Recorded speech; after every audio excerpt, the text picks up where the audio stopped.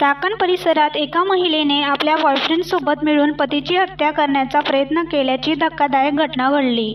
काही वर्षांपूर्वी अजय कुमार आणि अंकिता यांचे लग्न झालेले होते. अजय कुमार हा औद्योगिक कंपनीत कामाला होता.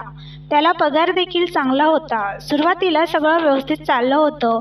अजय कुमार हा पत्नी अंकितासोबत खूपच आनंदित होता. अशातच काही दिवसाआधी अजय कुमारने आपल्या पत्नी अंकिताचा मोबाईल बघितला. तेव्हा त्याला आपली पत्नी कुणी गैर व्यक्तीसोबत बोलल्याचे समजले. अजय कुमारने अंकिता त्याच्यासोबत बोलू नको असे देखील सांगितले होते. तेव्हा त्याला तिच्या लग्नाआधीच्या बॉयफ्रेंडविषयी समजले. अंकिताचे लग्नाआधी सचिन कुमार नावाच्या व्यक्तीशी प्रेमसंबंध होते आणि लग्नानंतरही हे संबंध चालूच होते. रविवारी रात्री सगळे झोपल्यानंतर मध्यरात्री कुणीतरी बोलत असल्याचा आवाज आला आणि अजय कुमार यांना जाग आली.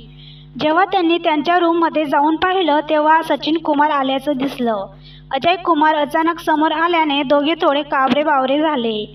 अजय कुमार यांनी "तू इथे का आला?" असं विचारलं. त्यावर अजय कुमारची पत्नी अंकिता आणि तिचा प्रियकर सचिनने त्याच्यावर चाकूने पोटावर आणि छातीवर सपासप वार केले. त्याला जीवे मारण्याचा प्रयत्न केला. अजय कुमार त्यांच्या तावडीतून कसाबसा सुटला आणि घराबाहेर पळाला. त्याच्या आवाजाने शेजारचे लोक बाहेर आले. त्यांनी अजय कुमारची अवस्था बघून त्यांच्या रूमला बाहेरून कडी लावली. त्यानंतर पोलिसांना बोलवून अंकिता आणि तिच्या प्रियकराला पोलिसांच्या ताब्यात दिले.